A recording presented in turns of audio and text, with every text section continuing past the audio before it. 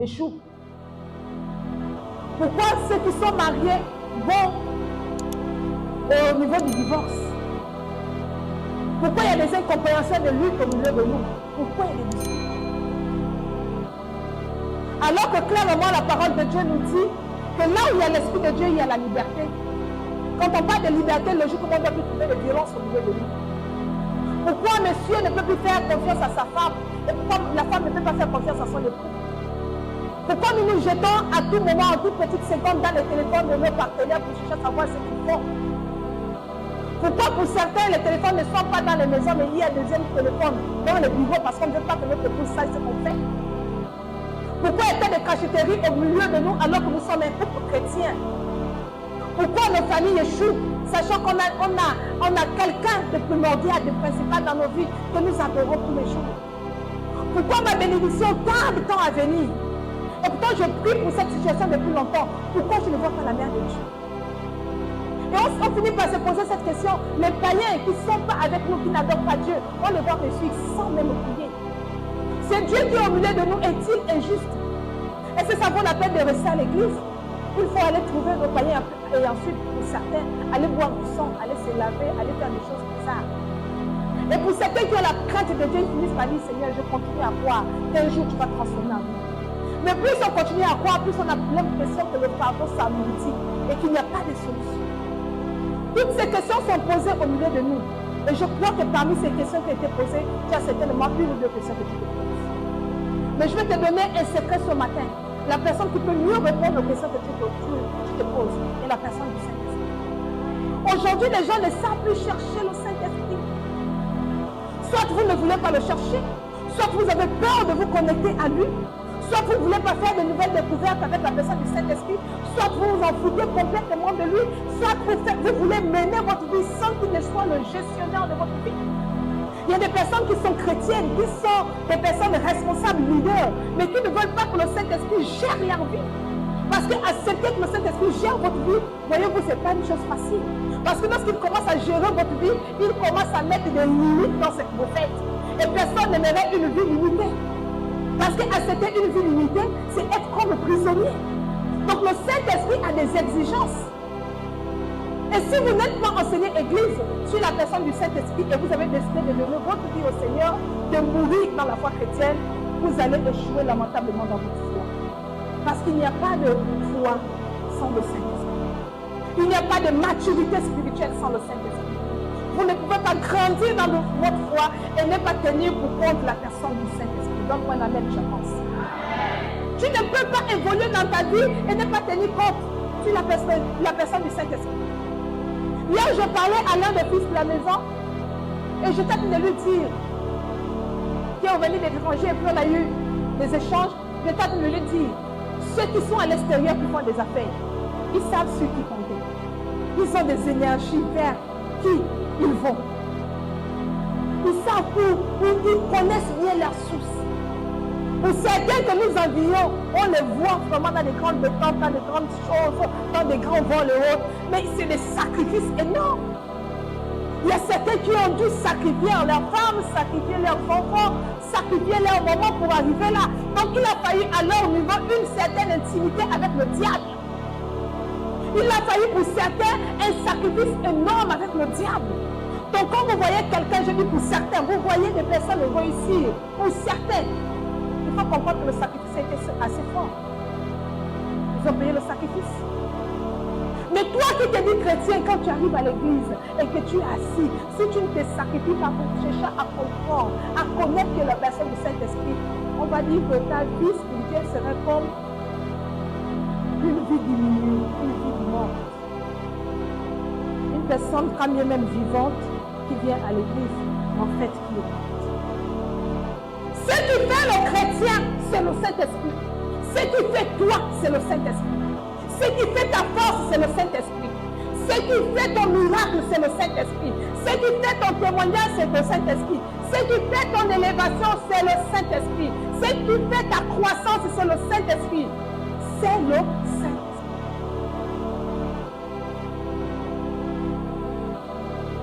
Donc nous répartons à l'école du Saint-Esprit. Donc le grand thème de ce mois, c'est le revêtement de puissance. quand on parle du revêtement de puissance, on parle du Saint-Esprit.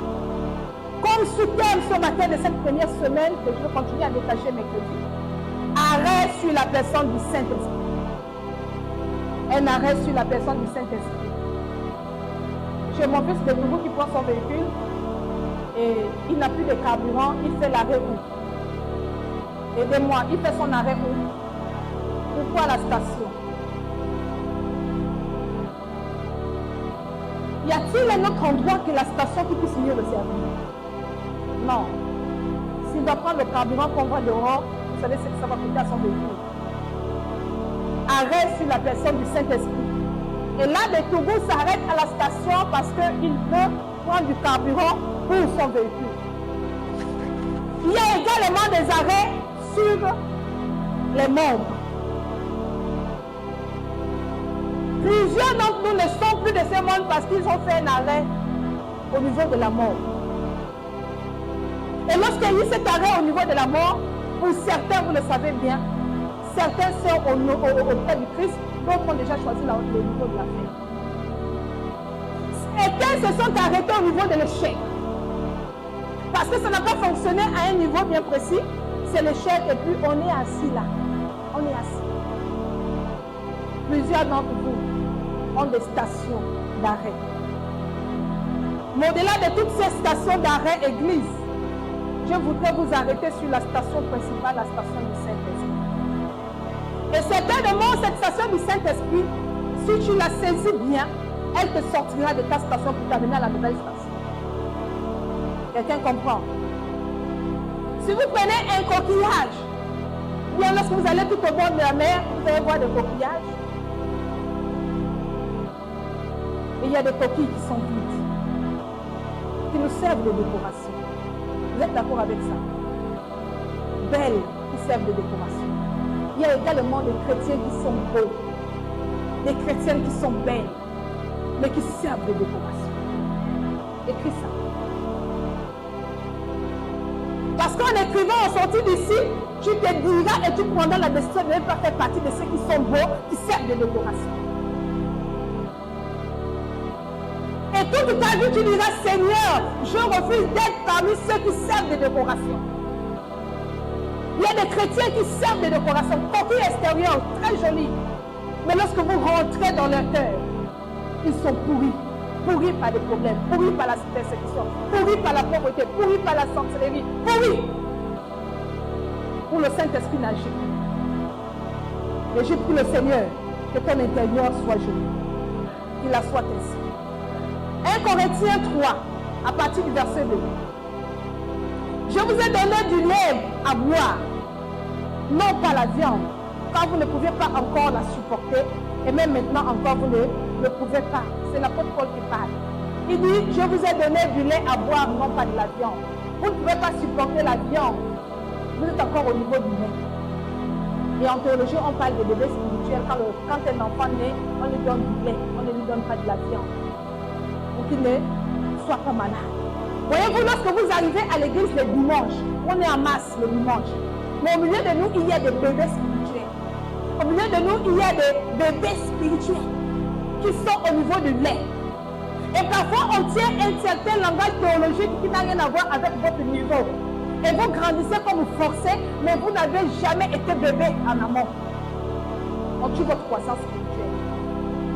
Parce que celui qu'on dit qu'il est adulte, celui qu'on dit qu'il est spirituel, celui qu'on dit église qu'il est mature, à l'aide de la personne du Saint-Esprit, on le reconnaît au travers du verset 3 et 4. Quand vous êtes encore charnel, parce qu'il y a parmi vous de l'envie et des querelles, vous n'êtes pas charnel et vous êtes charnel et vous ne marchez vous-même pas selon la manière, vous marchez vous-même selon la manière des hommes. Je réponds, quand vous êtes encore charnel, car puisqu'il y a parmi vous de l'envie et des querelles, n'êtes-vous pas charnel et ne marchez-vous pas à la manière des hommes? Voilà quelqu'un qui dit je suis chrétien, mais qui est encore considéré au stade d'une personne charnelle. Parce que cette personne ne marche pas à la manière du Saint-Esprit. Pourquoi? Parce qu'on peut reconnaître des querelles. On peut reconnaître des querelles. On peut reconnaître des querelles. Et si on peut reconnaître des querelles dans les départements, ça veut dire que nous sommes charnels. Si on peut reconnaître des querelles dans les couples chrétiens, ça veut dire que nous sommes des charnels. Si on peut reconnaître le manque de complicité au milieu chrétien, ça veut dire que nous sommes charnels. Si on peut reconnaître au milieu de nous la haine, ça veut dire que nous sommes charnels. Parce que l'Esprit de Dieu, Église, c'est un esprit de vérité, c'est un esprit d'amour. C'est un esprit qui détecte le mal et qui le tue vite. Vous détectez le mal dans votre maison et vous tuez vite le mal. Vous détectez le mal au milieu de vos enfants et vous tuez vite le mal. Vous détectez le mal dans votre famille et vous tuez vite le mal. L'Esprit de Dieu ne vient pas réveiller le mal. Lorsque vous constatez que le mal s'éveille davantage autour de vous, il faut savoir que l'Esprit de Dieu ne règne pas là. Alléluia. Je suis dans mon introduction. Le verset 4, il dit, car quand l'un dit, moi je suis de Paul, et l'autre, moi je suis d'Apollos, n'êtes-vous pas des hommes? Je suis de Paul, je suis de Néa, je suis de quelle congrégation? N'êtes-vous pas des hommes, n'êtes-vous pas des chrétiens? Parce que lorsque nous devenons tous enfants de Dieu, nous avons quelque chose qui nous réunit. Mieux encore, une personne qui nous réunit, la personne du Saint-Esprit. Et lorsque vous arrivez dans votre entreprise, lorsqu'il y a des chrétiens qui sont mieux de vous, des personnes qui sont spirituelles, qui sont nées de l'Esprit de Dieu, vous n'avez pas besoin de passer 2 heures pour savoir que celui-là n'est pas de votre race. Vous détectez la personne par sa manière d'être, par son comportement, sa manière d'assister les autres, sa manière d'accompagner les autres, sa manière d'être loyal dans son travail, d'être fidèle. Vous reconnaissez la personne. Mais lorsque vous commencez à regarder le comportement déviant, et quand bien même la personne te dit je suis chrétien, je suis responsable, il faut savoir que cette personne est charnelle. Il faut savoir que cette personne est charnelle. Alléluia. Je prie le Seigneur qui nous aide ce matin. Je prie le Seigneur qu'au sortir de ce mois du Saint-Esprit, que tu sois une personne spirituelle, que tu balayes ton entourage, que tu balayes ta maison, que tu balayes tout autour de toi au nom de Jésus. Amen. Allons dans Acte 10, verset 38. Un lecteur, s'il vous plaît. Est-ce que tu peux me donner le chant qui parle du Saint-Esprit dans cette note-là?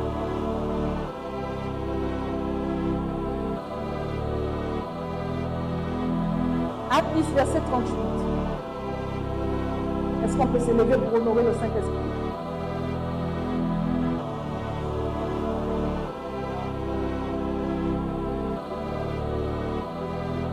Est-ce qu'on peut reprendre, fils? Je voudrais que l'Église, après que tu aies donné la première phrase, que l'Église répète avec moi. On peut lui passer un micro.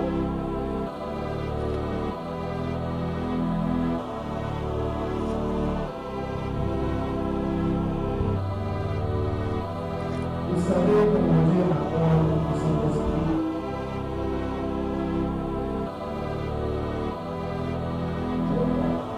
Vous savez comment Dieu accorde le Saint-Esprit au Jésus de Nazareth.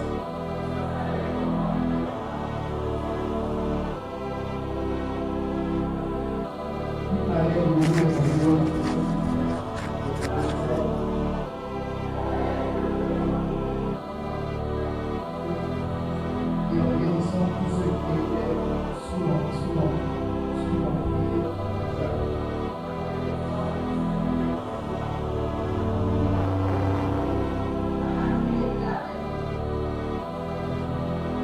Verset 38. Non, c'est bon, on s'arrête au 38. Est-ce qu'on peut s'asseoir?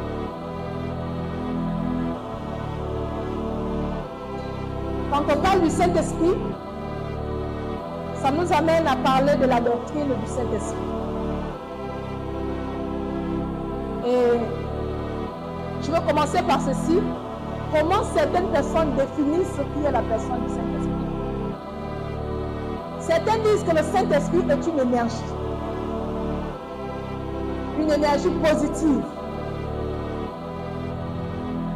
avec laquelle vous rentrez au contact elle vous transforme positivement.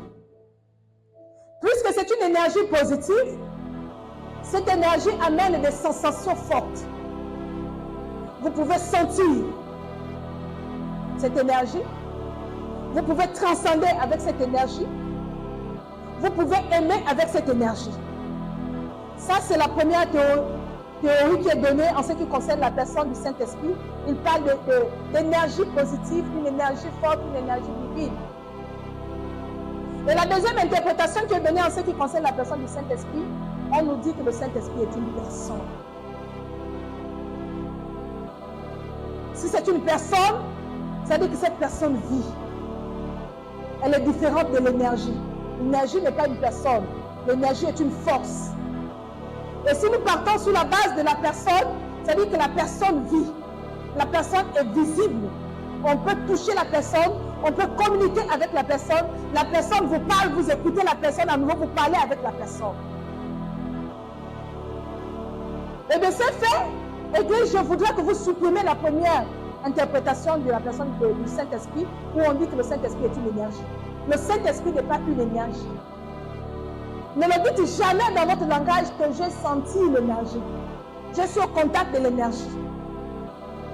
Le Saint-Esprit est une personne.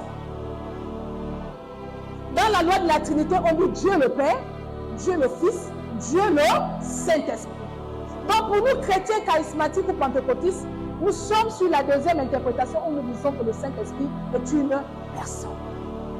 Et si donc le Saint-Esprit est une personne, chacun de nous en tant que chrétiens, nés de nouveau, ou encore anciens chrétiens, devons apprendre à développer une intimité avec Dieu. Si nous oublions le mot intimité, à développer un contact avec Dieu, de telle sorte que notre marche de tous les jours soit une marche avec la personne du Saint-Esprit.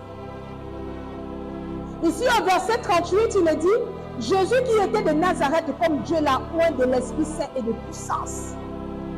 Ça veut dire que celui qu'on appelle la personne de Jésus ne sait pas d'abord lever sans qu'il ne fût point.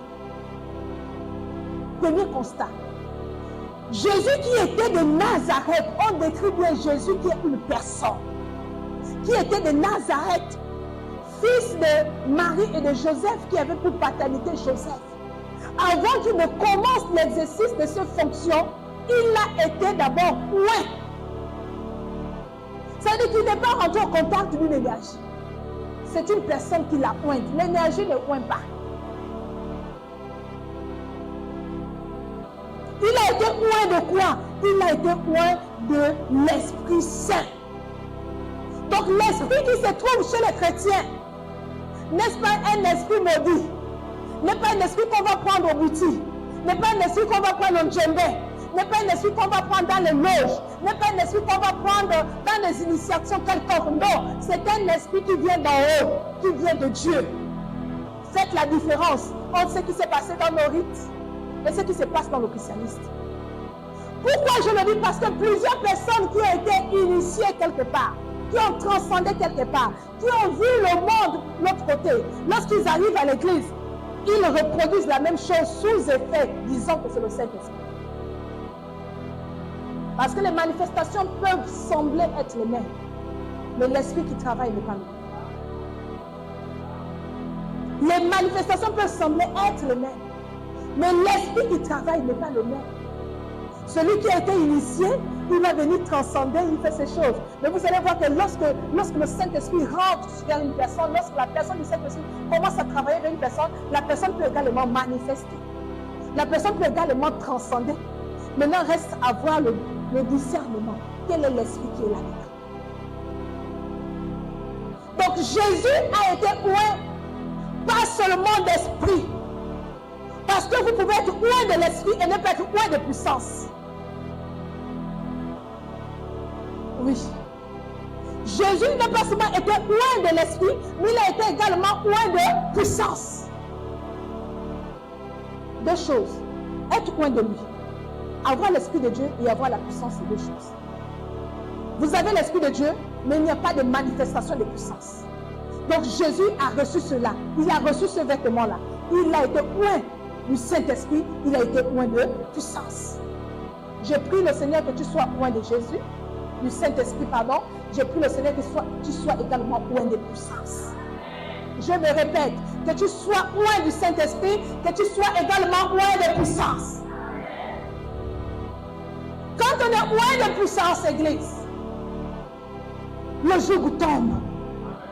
Église, quand on est loin des puissances, Dieu vous avertit dans les songes et dans les visions.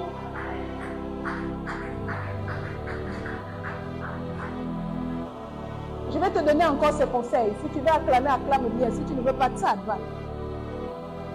Le seul conseil, acclame bien. Quand on est loin de l'esprit,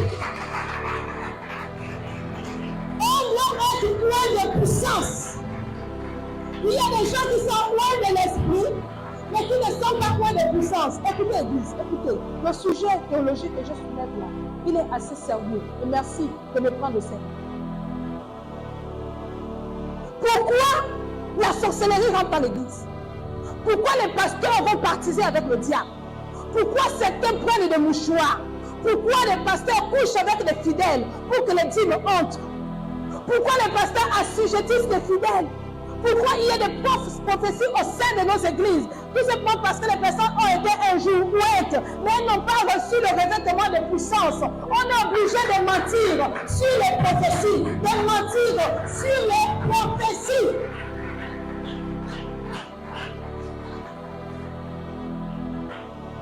J'ai vu que tu vas mourir demain. Je vois que tu seras riche demain. Le Seigneur me dit que tu vas enfanter des jumeaux. Je vois. Mais en fait, comme l'église est dans le sensationnel, comme l'église aime écouter, et comme l'église aime le mensonge, parce que ça a commencé dans Éden là, l'histoire là, on n'a pas tué ça.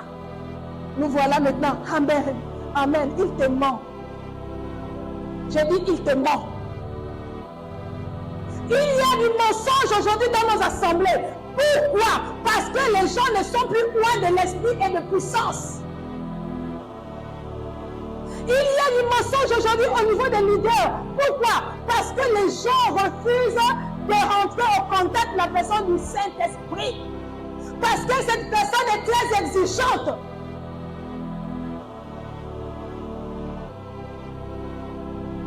Et ça a tué l'église. Ça a tué l'église. Ça a tué l'église, conseiller. Ça a tué l'église.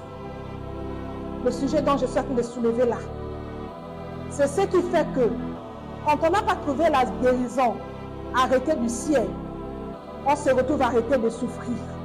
On se retrouve arrêté de la mort. On se retrouve arrêté, on prend tous les arrêtés. Et quand vous avez fait le tour de tous les arrêtés, vous avez l'impression que les arrêtés là vous ont arrêté aussi. Pourquoi? Parce que l'église n'a pas compris. C'est d'abord le Saint-Esprit, puis la puissance. D'abord le Saint-Esprit, puis la puissance. D'abord le Saint-Esprit, puis la puissance. D'abord le Saint-Esprit, puis la puissance. Parce que celui-là qui a le Saint-Esprit, celui-là qui a la puissance, qui a été bien enseigné, qui est bien né dans le sacerdoce, il apprendra à chercher le Saint-Esprit. Il apprendra à chercher la personne du Saint-Esprit. Il apprendra à écouter la personne du Saint-Esprit. Il apprendra à négocier avec la personne du Saint-Esprit. Il apprendra à chasser les démons avec la personne du Saint-Esprit. Il va stabiliser son foyer avec la personne du Saint-Esprit. Tu n'iras pas chercher ailleurs. Parce que tu sais que quand tu pries, Dieu intervient. Je refuse ces messages qui disent que Dieu ne parle qu'avec le pasteur. Je refuse ces messages qui disent que Dieu ne prophétise qu'au pasteur. Je refuse ces messages que Dieu n'oriente que les pasteurs. Quand on a le Saint-Esprit nous parle. Je t'ai dit que si tu veux dire Amen, on y va ensemble. Oui, le pasteur est un guide. Oui, le pasteur a reçu une vision. Oui, le pasteur a reçu une orientation. Oui, le pasteur, Dieu l'a donné un peuple. Mais quand le pasteur arrive avec un message vrai, juste, authentique, toi qui as le Saint-Esprit, tu attestes ce message. Tu dis oui, ce message-là, il vient de l'Esprit. Tu l'attestes et tu l'attestes.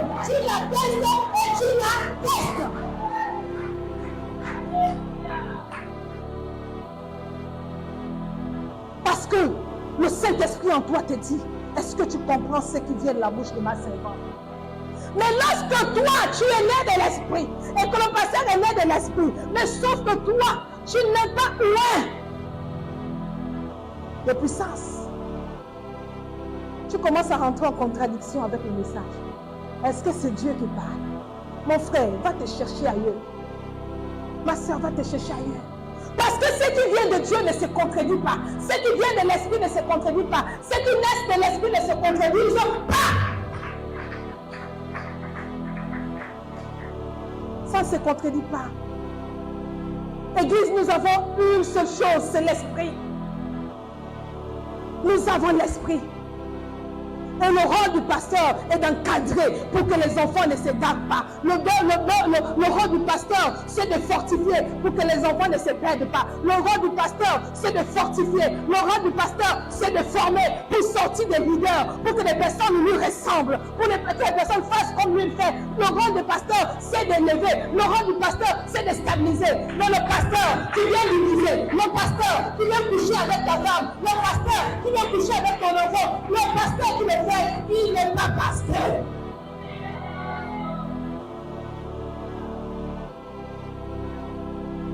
Frère, tu es joli. Le Seigneur m'a dit tu es joli. Le Seigneur t'a dit tu es joli parce que je suis là, je ne suis pas jolie. Fausse prophétie. Le Seigneur m'a dit tu es joli. Regardez-moi ça. Regardez-moi ça. Regardez-moi ça. Adama. Et toi, comme il t'a manqué de l'amour, il t'a manqué de concubins pour t'apprécier. Et quand le frère arrive, tu es belle.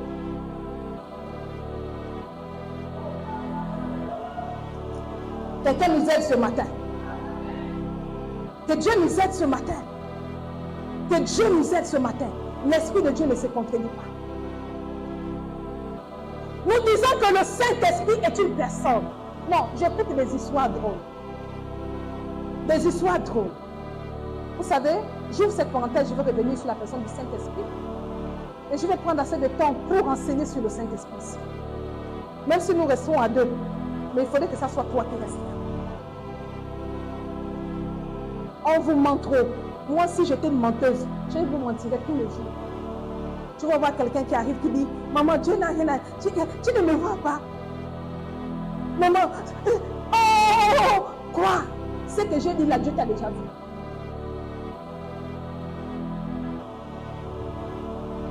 Des histoires drôles où un jour je suis quelqu'un et qui me dit que non, elle allait prier quelque part et là, le pasteur a discerné qu'elle avait un esprit de mari de nuit.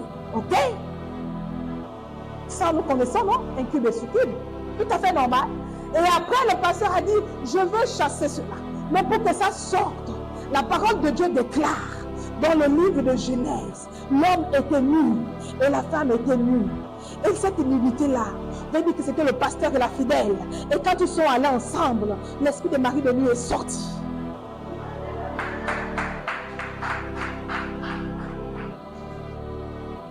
J'ai dit, tu me regardes là, je sais que dans ton cœur tu es déjà passé par là. Mieux je parle comme ça. Et si tu ne vas passer par là, tu es peut-être prête à passer par là parce que tu refuses d'être enseigné. Si tu tombes un jour entre la bouche d'un homme pervers, une servante de Dieu perverse, si tu tombes un jour là-dedans, tu vas te noyer. Si tu n'es pas enseigné, tu vas te noyer. Tu vas te perdre. La langue du serpent, ça fait perdre les gens. La preuve que Adam et Ève étaient bien instruits, bien enseignés. Mais lorsqu'ils ont commencé à écouter la langue du serpent, ils se sont égarés. Ils étaient les premiers êtres enseignés par Christ. Les premiers êtres qui étaient forgés. Mais le diable les a quand même égarés.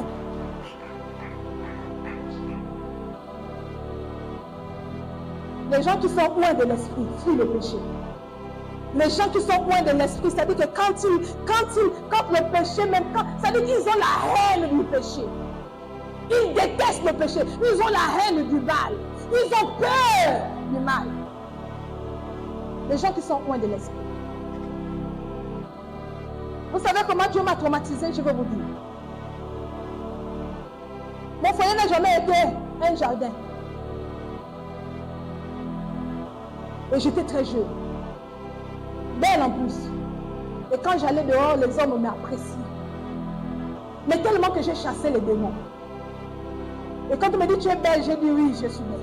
Est-ce qu'on peut se retrouver de l'autre côté là-bas? L'Esprit de Dieu me dit, si tu vas, je vais te faire honte. Tu auras la plus grande honte de ta vie. Et ensuite, là, j'imagine des scènes dans ma tête. Cet homme-là, il a l'attention. Cet homme-là, s'il se manifeste, qu'est-ce qu'il va se faire? Donc, en fait, ce qui était un secret pour moi devient public. Voici ce qui m'a accroché. Pour fuir l'impudicité, pour fuir l'adultère, pour fuir le péché. Toi, qu'est-ce qui t'accroche? Qu'est-ce qui t'accroche? Moi, je me suis accrochée à ça. J'ai compris ma position. Je n'étais pas encore pasteur. J'étais que diaconesse. J'ai dit la manière dont je travaillais avec les démons, dont le Seigneur m'a utilisé pour délivrer les vies. Si je mène cette vie-là, je vais t'exposer. Mieux, je me suis abstenue. Mais toi, qu'est-ce que tu fais? Le Saint-Esprit rend intelligent. J'ai refusé. Parce que l'exposition, alors qu'on a du respect sur ta personne, alors que les gens te respectent, mais tu as travaillé ta loyauté sur plusieurs années. Tu as travaillé ta fidélité sur plusieurs années. C'est-à-dire que tu as pris du temps. Parce que la fidélité, le respect s'acquiert sur le nombre d'années. C'est-à-dire que tu as le temps de travailler cela. Et puis un bon matin, une petite ridicule, un petit ridicule te fait tomber.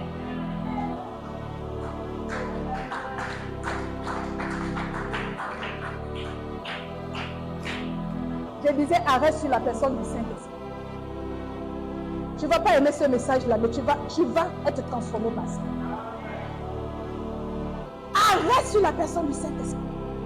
Le Saint-Esprit est une personne. Il a été oint de puissance. Il a été oint du Saint-Esprit et de puissance. Lui qui passait de lieu en lieu, faisant du bien. Oint de puissance, faisant du bien. Je ne peux pas comprendre. Vous seriez d'accord avec moi. Je ne peux pas comprendre que quelqu'un qui est loin de l'esprit, réveillez votre frère à côté, dites-lui de suivre. Je ne peux pas comprendre que quelqu'un qui est loin de l'esprit, il est loin de l'esprit, qui ne fasse pas du bien à son frère. La Bible dit que quand Jésus est loin de l'esprit, loin de puissance, il allait de lieu en lieu faisant du bien. Ça dit que la première transformation que Christ a eue en lui l'a mené d'aller de lieu en lieu pour faire du bien. Quelqu'un comprend? Il allait faisant du bien. Tu ne peux pas être loin de l'esprit et être avare. Tu ne peux pas être loin de l'esprit, avoir le pied. Tu ne peux pas être loin de l'esprit, avoir la main du gorille.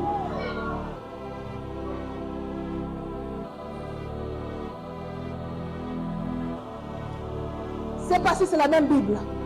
Je suis dans Darby, je voudrais un Louis II, fils.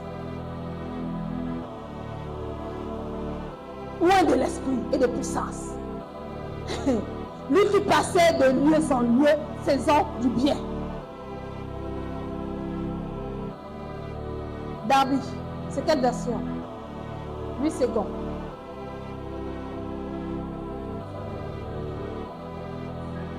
Il a loin du Saint-Esprit, de force. Jésus-Christ est dans sa force et puissance.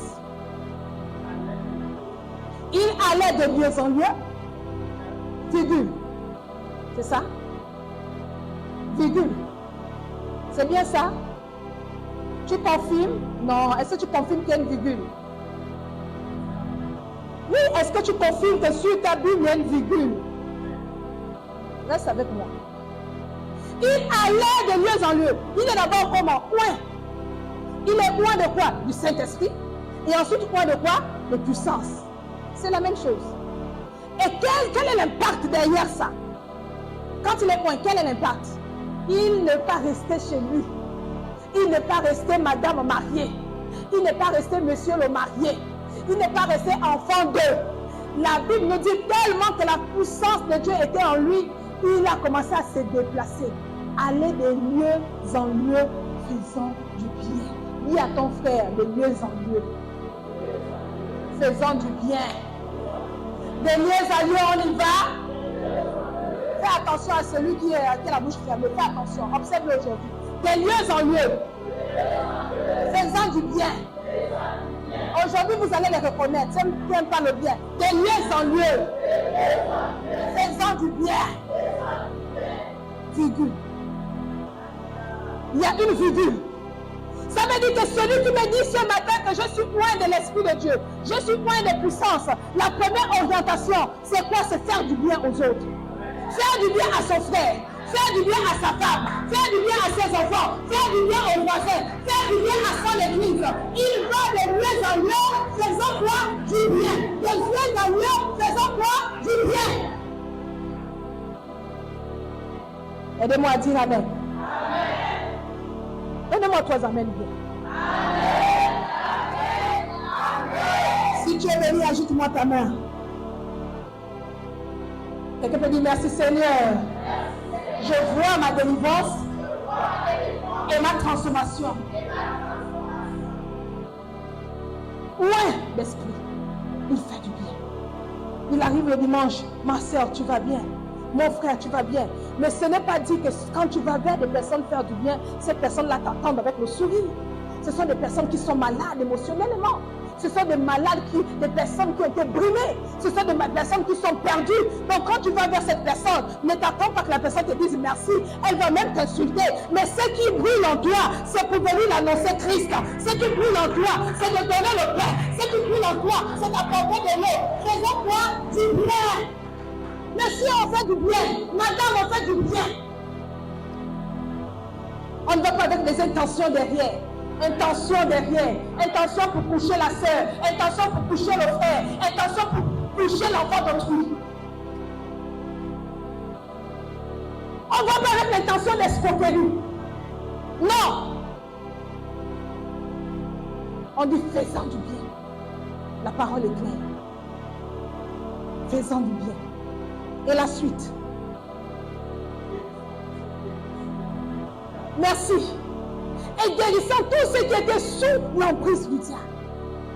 Puisque tu es loin, monsieur le conseiller, d'esprit. Tu es loin également de puissance. La puissance c'est pour délivrer ceux qui sont sous l'emprise du diable. Oh Église, je sais de quoi je parle. Et je suis bien placé pour parler de l'emprise du diable. J'ai vu des personnes être sous l'emprise du diable. J'ai fait des rencontres avec des personnes qui sont traumatisées par le diable, que toi tu n'as même pas été. J'ai fait des rencontres terribles où tu te poses la question, comment je vais commencer à prier? Est-ce que je vais arriver? Il y a des personnes autour de vous qui sont sous l'emprise du diable, qui cherchent comment être délivrés, mais qui ne savent même pas comment le faire, qui ne peuvent même pas s'ouvrir. Il y a des enfants qui sont sous l'emprise du diable. Souvent-toi, ces enfants sont sous l'emprise du diable. Il y a des maris qui sont sous l'emprise du diable. Vous avez l'impression que votre époux ne vous aime pas. Mais il vous aime. Mais comme il est sous l'emprise du diable, c'est pourquoi vous êtes en train de le combattre. C'est le diable qui l'active. Il y a des gens qui sont sous l'emprise du diable. Et si vous n'avez pas compris que vous avez besoin d'un revêtement de puissance, la situation va durer. C'est pourquoi tu pries là, va durer. Ça va te prendre l'éternité. Si tu ne te réveilles pas de puissance, je parle à quelqu'un, si tu ne te réveilles pas de puissance, c'est pourquoi tu pries, te prendra toute une éternité. Si tu ne te réveilles pas de puissance, c'est pourquoi tu as les mains levées au ciel, te prendra toute une éternité. Parce qu'on se réveille de puissance pour briser le jour. On se réveille de puissance. Et Jésus allait faire du bien. En plus de faire du bien, Jésus guérissait les malades. Toutes les personnes qui étaient sous le joug, qui étaient sous le joug, on dit qu'ils étaient asservis à la puissance du diable. Donc le diable les avait asservis, le diable les tenait esclaves. Il y a des gens sur cette terre-là, lorsque vous décidez d'aller les délivrer, vous laissez votre vie. Il y a des gens sur cette terre-là, vous décidez de prier, vous brûlez toutes vos maisons. Il faut un sacrifice un peu fort. Jésus allait. Mais il allait pourquoi, Église? Parce qu'il était loin de l'Esprit de Dieu. Comment veux-tu aller vers ton problème et ne pas être loin? Comment veux-tu aller vers le problème de ta maison, fils, et ne pas être loin? Comment veux-tu aller vers la difficulté de ta maison et ne pas être loin? Comment veux-tu aller vers le problème de tes enfants et ne pas être loin? Comment veux-tu prier pour la situation de ta femme et tu n'es pas loin? Comment veux-tu prier pour la situation de tes enfants et tu n'es pas loin? Comment veux-tu prier pour ton église? Tu n'es pas loin. Comment voulez-vous amener des prières qui ne sont pas loin dans la présence de Dieu?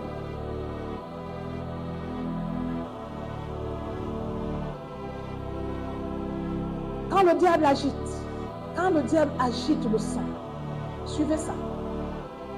Quand Quand le diable, l'église, agite le sang, il s'amuse pas avec. Quand il agite le sang, quand le diable agite le sang, c'est que ça te dit est très fort. Quand le diable agite le sang à l'église, il sait ce qu'il fait. Pourquoi? Il va faire descendre des principautés, de domination, de puissance, des anges puissants, des forces puissantes, de telle sorte que même s'il y a des milliards et des milliards de chrétiens qui prient sur le sujet, l'autel est déjà monté. Vous n'avez pas compris. L'autel est déjà monté, l'autel est déjà dressé. Et ça peut vous prendre 5 ans pour prier pour briser l'autel. Parce qu'il a eu le temps de travailler. Parce qu'il a eu le temps de faire asseoir son autel. Donc quand vous venez prier le mercredi, quand vous venez prier le vendredi, pour ma situation, la situation de ma famille, la situation de mes enfants, feu, fire, le diable rit parce qu'il a agité le sang. Il a fait appel aux dominations. Il a fait appel aux principautés. Il a fait appel aux anges ténébreux. Il a fait appel aux anges des eaux. Il a fait appel aux anges de forêt. Il a fait appel aux puissances terribles. Se sont alliés. Et l'autel est fort. Il y a des situations, quand vous les voyez perdurer, il faut comprendre que le sang qui a été agité a demandé de nombreux sacrifices. Et votre délivrance va demander également de nombreuses prières. Est-ce que je parle à quelqu'un? Est-ce que quelqu'un me saisit? La délivrance de ton époux demande de nombreuses prières. La délivrance de ta maison demande de nombreuses prières.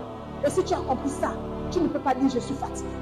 Si tu as compris ça, tu ne peux pas dire le problème de fatigue. Parce que ceux qui t'ont précédé, ceux qui ont travaillé avant toi, ils ont fait fort. De telle sorte que tu ne puisses pas avoir défense. Comment faire également pour ma délivrance? Il faut aller chercher des anges puissants qui viennent de la part du Seigneur. Il faut aller chercher une onction puissante qui vient de la part du Seigneur. Il faut aller chercher des archanges puissants qui viennent de la part du Seigneur pour venir combattre le Saint-Esprit. Nous disons que le Saint-Esprit est une personne. Et si c'est une personne qui est rigoureuse. C'est une personne qui ne dort pas dans sa chambre. Non, c'est une personne qui travaille avec l'homme. Si tu peux t'asseoir, c'est une personne qui travaille avec toi. C'est une personne qui marche avec toi. C'est une personne qui veut que tu le découvres. C'est une personne qui veut que tu apprennes à communiquer avec lui. Le Saint-Esprit est une personne. Alléluia. Et si c'est une personne, le Saint-Esprit impose que pour être avec lui, qu'il n'y ait pas des éléments étrangers dans votre relation. C'est-à-dire que ta relation avec le Saint-Esprit, Laurette, tu es en relation avec le Saint-Esprit, il interdit comment le pasteur je rentre dans cette relation. Il interdit que l'ancien rentre dans ta relation. Il interdit que le bishop, le tri-bishop, l'évêque rentre dans ta relation. Parce que c'est une relation à deux et non à trois.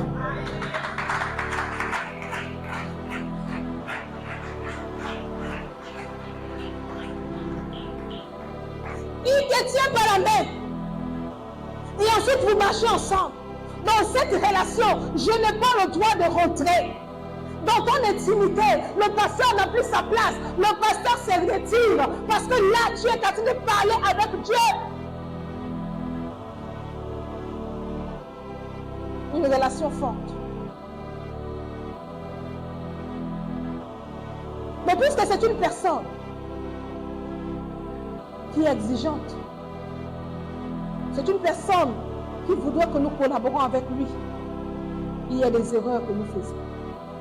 Et je vais donner 3 erreurs pour finir ce message aujourd'hui. Plusieurs personnes utilisent le Saint-Esprit comme un jouet. Première erreur que les chrétiens commettent. Utiliser le Saint-Esprit comme un jouet.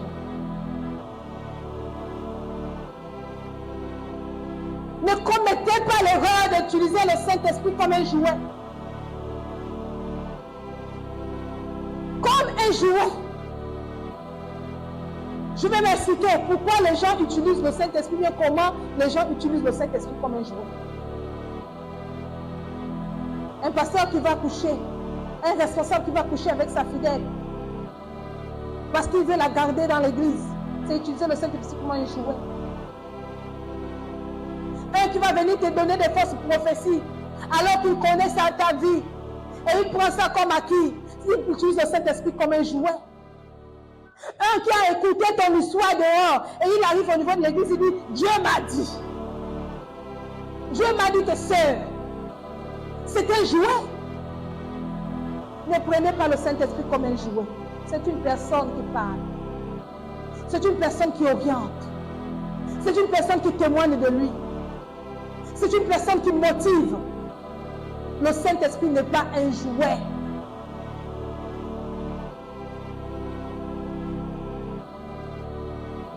Est-ce que tu peux te lever un instant? Est-ce que tu peux te lever un instant? Je voudrais que tu refuses que le Saint-Esprit soit un jouet. Je voudrais que tu élèves ta voix.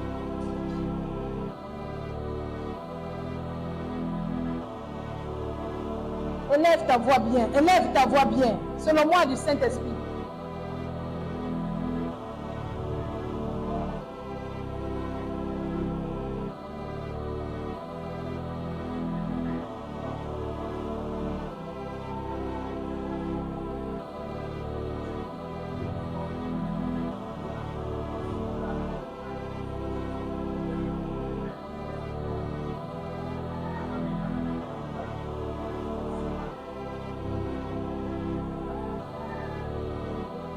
Prie bien, prie bien, prie bien, prie bien.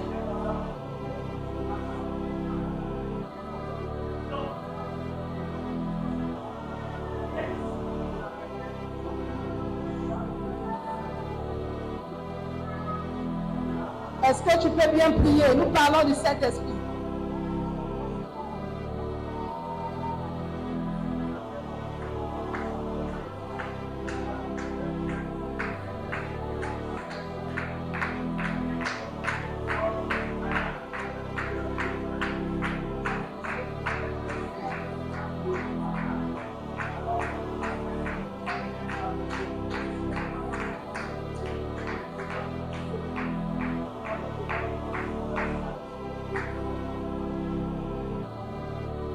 Amen. Ne prenez pas, merci de vous asseoir. C'était pour vous sortir du sommeil. Ne prenez pas le Saint-Esprit comme un jouet. C'est quoi le jouet ici? Quand on ne considère pas la personne, regardez la relation de deux êtres amoureux. Lorsque l'un est amoureux, l'autre ne l'est pas. Vous avez l'impression que c'est votre jouet. Vous l'appelez parce que j'ai besoin d'argent. Vous l'appelez parce que j'ai besoin d'amis. Vous l'appelez parce que j'ai faim. Mais vous ne partagez pas les mêmes priorités que la personne. C'est votre jouet. Et le jour qu'il découvre que vous ne l'aimez pas, il se retire tout simplement. Ne prenez pas le Saint-Esprit pour votre jouet. Ne commettez pas cette erreur. Parce que le Saint-Esprit est une personne. Comment les gens ont pris le Saint-Esprit comme jouet? C'est le genre, le Saint-Esprit m'a parlé. Le Saint-Esprit m'a dit, aïe, aïe. Est-ce qu'il parle n'importe comment? Le Saint-Esprit te parle lundi, il te parle mardi, il te parle mercredi, il te parle jeudi, il te parle vendredi, il te parle dimanche. Tous les jours, il y a que toi que le Saint-Esprit parle. La Bible dit qu'il est aussi le Dieu qui connaît le silence. Donc tu ne peux pas venir sur le Saint-Esprit m'a dit, Église, ne prenez pas le Saint-Esprit pour un jouet. Oui, il parle. Mais il n'est pas le jouet de ceux qui s'amusent avec le prophétique. Oui, il donne des orientations, mais il ne peut pas être un jouet. Le Saint-Esprit m'a dit, frère, c'est toi mon époux. Le Saint-Esprit m'a dit, sœur, que c'est toi que je vais épouser. Non, ne prenez pas le Saint-Esprit pour jouer. Le Saint-Esprit n'est pas un jouet. Le Saint-Esprit est une personne. C'est une personne. Ce n'est pas un jouet. Il y a quelqu'un, un pasteur, ça s'est passé à Libreville, je crois, il y a 10 ans ou 8 ans en arrière, qui s'est levé parce qu'il a voulu prendre le Saint-Esprit comme un jouet. Le Saint-Esprit m'a dit, il faudrait que je marche sur les eaux. Il a pris les fidèles de son église. Il s'est retrouvé au bord de la mer. Et le pasteur a commencé à marcher sur les eaux. Mais il a fini dans les eaux. Il a fini où? Dans les eaux. Parce qu'il a voulu prendre le Saint-Esprit dans de mauvaises expériences, les expériences démoniaques, sataniques, pour son intérêt personnel. Le Saint-Esprit n'est pas un jouet avec lequel vous blaguez. Vous voulez mystifier quelqu'un, le Saint-Esprit me dit. Surtout les jeunes prédicateurs. Surtout les jeunes qui naissent dans le ministère. Le Saint-Esprit, ça vient de la part du Saint-Esprit. Arrête-moi ça. Dis-nous ce qui sort de ton cœur clairement. On va épouser ta pensée. Laisse le Saint-Esprit tranquille. Laisse-le en paix. Laisse-le là où il se trouve. Tu as une pensée à communiquer. Dis-moi, je vois que dans notre département, on doit faire ça. Ne nous amène pas les choses du Saint-Esprit à dire que. Et là, je m'adresse à vous, les prophètes de Meya. Vous m'arrêtez ça. Vous m'arrêtez ça, bloqué aujourd'hui. Vous bloquez. Vous bloquez ça. Si vous voulez prophétiser, ouvrez les cellules cheveux. Parce qu'il y a ce qu'on appelle prophétie venant de la part de Dieu et les émotions venant de la part de l'homme. Tu veux émettre une idée dans ton département. Tu veux émettre une idée au milieu des responsables. Dis-leur clairement que je vois que pour notre église, il manque les carreaux. Achetons les carreaux. Est-ce que ça arrange l'église? Oui. Mettons les carreaux. Parce que si l'église est carrelée, ça arrange les carreaux. Ça arrange l'église. Arrêtez-nous vos voiles là. Arrêtez-moi ça. Arrêtez ça. Parce que là, c'est prendre le Saint-Esprit pour jouer. Et le jour où le Saint-Esprit voudrait délivrer une personne, tu viendras encore avec un mot de jouer et tu vas dévier la destinée de la personne. Écoutez, une prophétie mal donnée dévie votre destinée. Une prophétie mal donnée dévie votre destinée. Une prophétie acceptée sous émotion dévie votre destinée. Parce que ça ne vient pas de Dieu. Ça ne vient pas de Dieu. J'ai dit ça ne vient pas de Dieu. Je vous ai dit que vous n'allez pas me mener, vous allez prendre ça. Parce que ça vient de Dieu. Le Saint-Esprit n'est pas un jouet. Frère, le Saint-Esprit n'est pas un jouet. Si tu as constaté que j'ai fait des choses en tant que responsable qui ne t'arrangent pas, l'ancien, on le fait asseoir. On lui dit, ancien, excusez-moi. J'ai l'impression que tu n'es plus à ce niveau-là. C'est tout. Ne va pas sortir des visions de ce que tu as entendu dehors. Ne sors pas ça. Tu as entendu ça dehors, laisse ça dehors. J'étais avec le président de la pastorale hier pour vous faire rire. Il y a une histoire où on dit qu'il a reçu 10 millions. Et comme il a reçu 10 millions, il arrive, les gens arrivent, donc, le président de la pastorale a reçu 10 millions, le pauvre n'a pas reçu 10 millions. Il est en train de faire un très bon mandat. Et hier à la réunion, il a dit que tous ceux qui ont dit que j'ai reçu 10 millions là, lundi je vous porte plainte. Pourquoi? Il dit parce que je veille sur ma personne. Je ne veux pas qu'on rencontre n'importe quoi. Et mais là, je veille sur cette église. Je me suis amusée il y a 5 ans. Mais là, je ne peux plus m'amuser. Je ne peux plus m'amuser. Il y a 5 ans en arrière, j'étais la maman large. Il y a 5 ans en arrière, j'étais la maman Peggy. Il y a 5 ans en arrière, j'étais la maman qui acceptait les bêtises. Il y a 5 ans en arrière, j'étais la maman qui berçait. Mais aujourd'hui, je suis un loup. Pour la vision, je deviens loup. Parce que je n'accepterai plus que les gens s'aiment n'importe quoi ici. Je n'accepterai pas ça. C'est une vision qui fait du bien. On doit respecter la vision.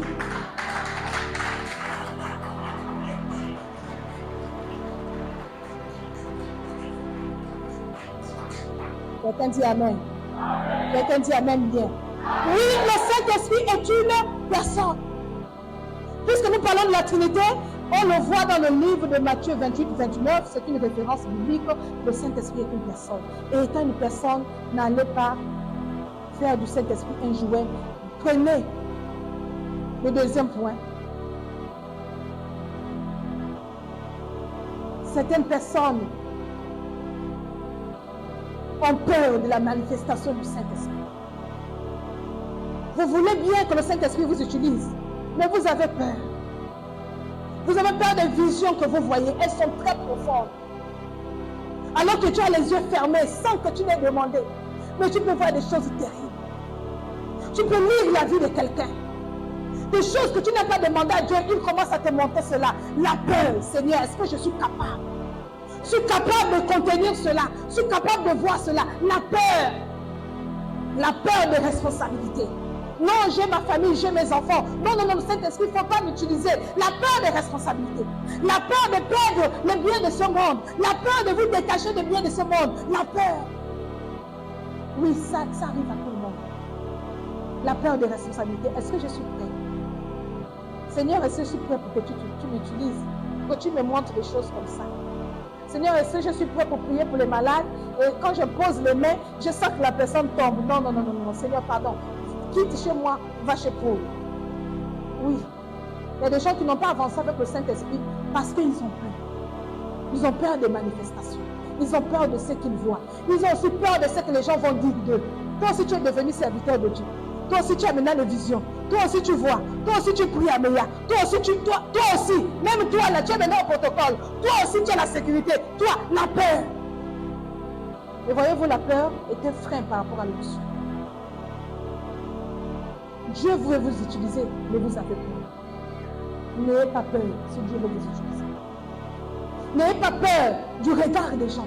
N'ayez pas peur des oreilles des gens. N'ayez pas peur du corps des gens. Parce que si vous savez qu'il y a un feu qui brûle en vous, le feu du service, servez le Seigneur. N'ayez pas peur de ce que les gens diront de vous. Vous êtes déjà là où Dieu vous attend. Vous êtes déjà là où Dieu vous a pris de loin et il vous a amené là. Vous êtes déjà là où Dieu t'a fait vouloir travailler avec vous. N'ayez pas peur de ce que les gens vont dire. Dès lors que vous êtes en accord avec le Saint-Esprit, foncez. Je vais dire à quelqu'un, fonce. Tu es en accord avec le Saint-Esprit, force. Tu sais que tu fais du bien aux gens, force. Tu sais que les gens sont bénis au travers de toi, force. Tu sais que tu es une personne honnête, obéissante, force. Mais si tu sais que tu es mauvais, arrête de courir.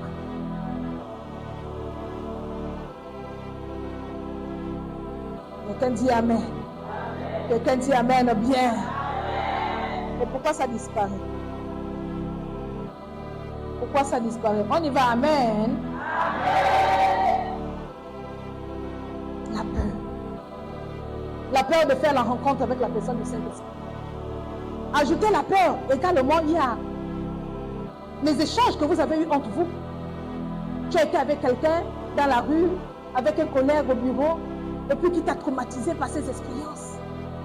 Je m'en souviens que j'ai fait la rencontre d'une dame qui était prophétesse, mais en fait le type de prophète satanique, qui va me dire qu'elle a une expérience avec Dieu, où quand le Saint-Esprit l'a saisie, elle tape son mari.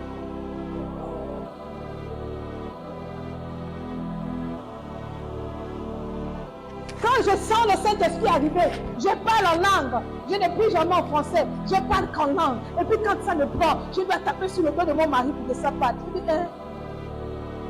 Le Saint-Esprit, oui. Et puis Dieu m'a dit que c'est toi qui vas rester avec ma cellule de prière. Non, mais son expérience m'a traumatisé que je ne peux pas gérer sa cellule. Parce que moi, je n'ai pas appris le Saint-Esprit tape sur le dos du mari. Quel est le Saint-Esprit qui va t'amener à taper tes enfants parce que tu es saisi? C'est l'esprit d'initiation qui fait ça. Et tu as ça. Quand ça t'arrive, tu veux taper tout le monde. Quand ça t'arrive, tu te transformes en gorille. Tu es possédé. Point barre. Tu es possédé. Et il faut accepter qu'on te délivre. Quand tu vois, tu es là, ça rougit là. Tu veux taper tout le monde. Il y a un démon dedans. Le Saint-Esprit ne fait pas du mal. Amen. La peur des expériences des autres. La peur. Quelqu'un te partage des expériences où, quand il dort, le Saint-Esprit le retient pendant 4 heures, 5 heures. Oui, il y a des gens, quand tu t'es mal éveillé, tu ne peux te prier. Et puis toi, tu aimes le sommeil, tu dis non, mon frère, pardon, regarde-moi tes histoires là. Moi, je vais dormir. Pourquoi je vais rester 4 heures éveillé? Oui, ça fait peur, parce que tu n'es pas prêt. La peur. Mais lorsque tu as fait une bonne rencontre avec le Saint-Esprit, oh, tu ne voudrais plus t'en séparer. Tu ne voudrais plus t'en séparer. C'est des expériences uniques. Et tout au long de ce mois, nous sommes en train de partir vers ces expériences. Tu dois vivre une expérience unique avec le Seigneur. Tu dois vivre une expérience unique avec le Seigneur. Alléluia. Venez le dernier point.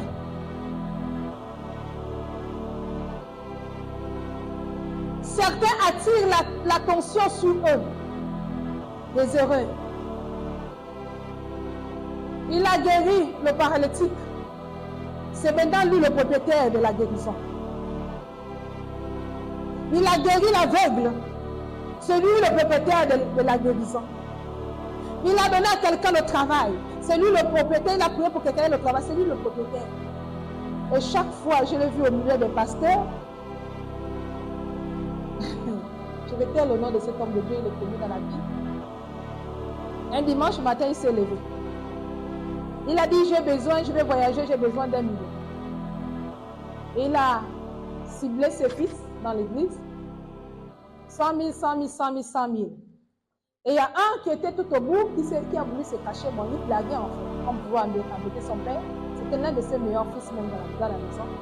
Il a dit, toi, la lève-toi, viens ici. Quand je t'ai guéri du sida, tu es venu ici avec le sida. Tu as payé ça? Non, pasteur. Quand tu es venu ici, là, avec le sida, tu as donné 100 francs? Non, pasteur. Maintenant, quand j'ai dit 100 000, là, je vais voyager.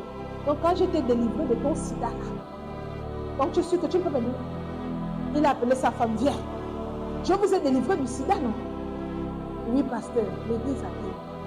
On a su ce jour-là que le couple avait un jour ici.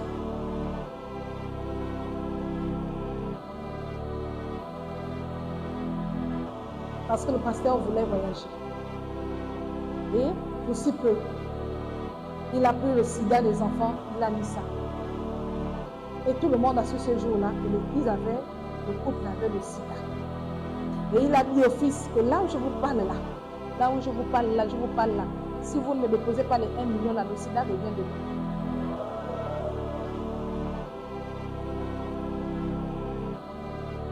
La manipulation, ça existe.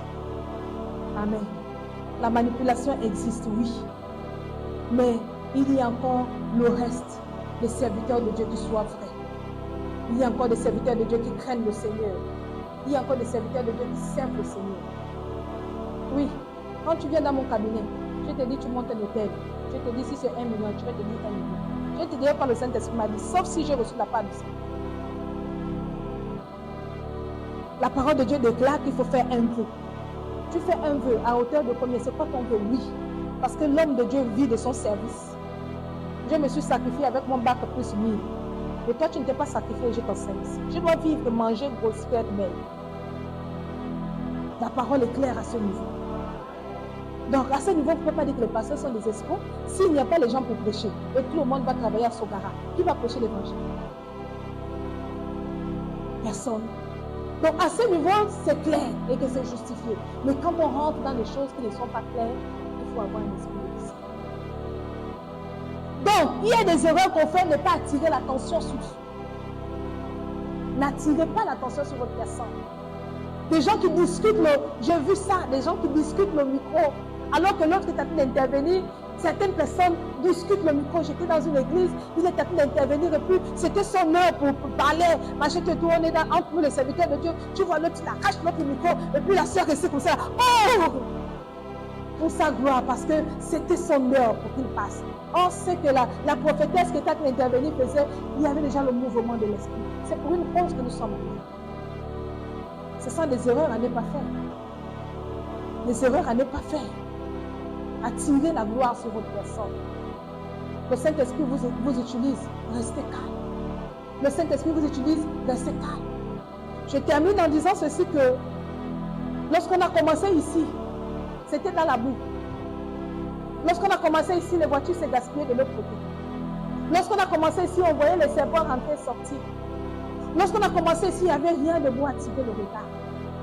Mais j'ai voulu m'attirer, aller à l'extérieur. Parce que de là où je revenais, on me connaissait. On connaissait maman Pépi. Si j'étais de ceux qui sortent des assemblées et qui fait foule, qui est celui qui se libère, qui sort et puis qui prend les fidèles, j'aurais vidé l'alliance chrétienne. Je devais vider, ils sont là. Mais quand le Seigneur m'a demandé de sortir, il m'a dit, sors ceux. Je vais faire connaître ton ministère. J'ai obéi à ce principe. J'ai vu le pasteur, j'ai dit, je sors. Mais j'étais une pièce tournante au niveau de l'alliance. Quand je suis arrivée ici, il n'y avait rien de bon pour attirer les regards. Et j'avais honte des lieux. Parce que je connais de quel milieu le Seigneur m'a également tiré. J'avais une position sociale assez forte. Le Seigneur a tout cassé, il a tout arraché. Je veux dire à quelqu'un ce soir, ce matin, peu importe par où tu passes, tu as peut-être perdu quelque chose, reste calme, ça c'est rien. Cherche le Saint-Esprit. Ta rencontre avec le Saint-Esprit est la meilleure rencontre que tu puisses avoir. J'avais une position. Mes enfants n'apprenaient pas n'importe où. Et quand on va perdre ça, on arrive dans un milieu où c'est les toilettes du village. Je l'ai connu. Je vais dire à quelqu'un que même si c'est un seul habit, reste calme, cherche la rencontre avec le Saint-Esprit. Ça, je l'ai connu. Je l'ai connu. Et nous sommes arrivés ici. Pour certains, vous connaissez le milieu. J'ai eu honte des lieux. J'ai eu honte de ma naissance. Et chaque fois que j'ai pleuré dans la présence de Dieu, Seigneur, pourquoi il me dit, reste tranquille, je vais te faire découvrir. Laisse-toi tranquille, je vais faire découvrir ce ministère. On a connu Maman Peggy, il fallait qu'on puisse connaître la servante de Dieu, la vaisselle que je pointe. Reste tranquille. Vous ne savez pas ce que c'est d'avoir une onction et ne pas vouloir être devant un grand public.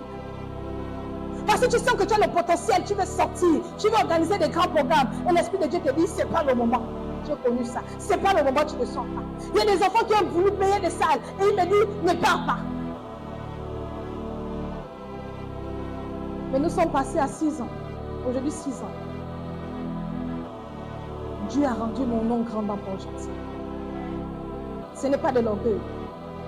Vous êtes touché, Maman Peggy, chez la prophétesse Peggy, chez la révérende Peggy. Les hommes de Dieu honorent, ils respectent. Servante de Dieu, comment tu fais? On respecte ton travail, on te suit. Servante de Dieu, merci. Servante de Dieu, merci. Servante de Dieu, merci. Tu deviens un exemple. Tu es un exemple dans la vie. Tu es un exemple pour ceux qui n'ont peut-être pas le courage de le faire, mais les 3 quarts. Tu deviens. Et ça devient l'honneur de mon père Xavier. Quand il se tient à Bethany, quand il décide de faire des cultes de responsables, il a dit, vous connaissez ma fille qui a tchendé, c'est une femme, non? Vous la connaissez? Pourquoi? Parce que Dieu prend le temps pour bâtir. Il bâtit dans sa présence. Dieu prend le temps pour bâtir. Je dis le Saint-Esprit bâtit dans sa présence. Vous pouvez pas être bâti hors de la présence de Dieu. Le moteur de la bâtisse, c'est le Saint-Esprit. L'écrivain, c'est l'homme. L'inspiration, c'est Dieu. L'homme écrit des livres, mais celui qui inspire l'homme, c'est Dieu. Finalement, quand on pose la question à l'homme, qui est le propriétaire de l'ouvrage? C'est Dieu. Quelqu'un me suit ce matin? Est-ce que tu peux te lever? Qui est le propriétaire de l'ouvrage? Qui est le propriétaire de l'ouvrage? Je veux que tu restes avec cette dernière partie. Qui est le propriétaire de l'ouvrage? Donc, l'homme écrit des livres, Église. L'homme écrit des livres. Mais celui qui donne l'inspiration, ma fille Rosa, c'est Dieu. Et quand tu auras fini d'écrire le livre de ta vie, si on demande qui a écrit ce livre, tu diras c'est Rosa. Je vais te dire que ce n'est pas Rosa qui a écrit, c'est Dieu qui a écrit ton livre. Pour dire à quelqu'un que Dieu a inspiré tellement d'histoires dans ta vie que c'est un livre qu'il est à tout écrire. Il y a des débuts du livre qui ne sont pas bons à lire. Ça commence souvent mal. Quand vous commencez à lire l'histoire, vous dites, mais celui-là, qu'est-ce qui n'a pas passé? C'est qu'est-ce qui s'est passé dans sa vie? Mais c'est vers la fin où il est en train de vous attirer pour vous faire comprendre son histoire. C'est le mois du Saint-Esprit. C'est le mois des gestes d'amour. C'est le mois de l'intimité. Pour chacun de vous, avant de sortir de chez soi, Seigneur, Seigneur, je vais marcher avec toi. Seigneur, je vais te connaître. Seigneur, fais-toi connaître à moi. Seigneur, montre-moi le chemin. Seigneur, parle-moi. C'est le mois où chacun de nous doit chercher le Saint-Esprit. Parle au Saint-Esprit. C'est le mois où, d'une manière intentionnelle, tu sors de chez toi parce que tu veux faire du bien à quelqu'un. Tu viens à l'église parce que tu veux faire du bien à ton frère. Tu as quelque chose dans ton congélateur, un sac de riz. Tu viens un dimanche matin, tu regardes, tu dis Amel. Même s'il en a beaucoup, Amel, le sac de riz là, c'est pour toi. J'ai pensé à toi. C'est le mois où nous faisons le bien aux autres. Et je vais voir ça ici par la grâce de Dieu. Chaque dimanche, chacun de vous viendra avec un pain. Tu viens avec un pain. J'ai décidé de faire du bien à destinée. Tu prends le micro, je vais faire du bien à quelqu'un. C'est le mois où on fait du bien. Et je vais faire du bien à quelqu'un. Je vais faire du bien à qui? À Maman Diane. Maman Diane, c'est quoi? Maman Diane, c'est le pain. Et puis nous acclamons. C'est le mois où nous allons démontrer l'amour. C'est le mois du Saint-Esprit. Mais que le Seigneur mette la bonne pensée dans ton cœur. N'oublie pas ce mois. Nous avons 2 actions à poser. Être dans la présence de Dieu, chercher la face de Dieu et en même temps poser des gestes d'amour. Nous voulons voir ce qu'il y a derrière les gestes d'amour. Poser les actes d'amour. Est-ce que tu peux prier ce matin? Je veux que tu pries fort. Je veux que tu pries fort. Il est midi, il fait chaud, oui. Je veux que tu pries fort pour dire à Dieu, le diable ne me volera pas ce mois. Le diable ne me volera pas mon intimité. Le diable ne me volera pas mes gestes d'amour. Est-ce que tu peux élever ta voix?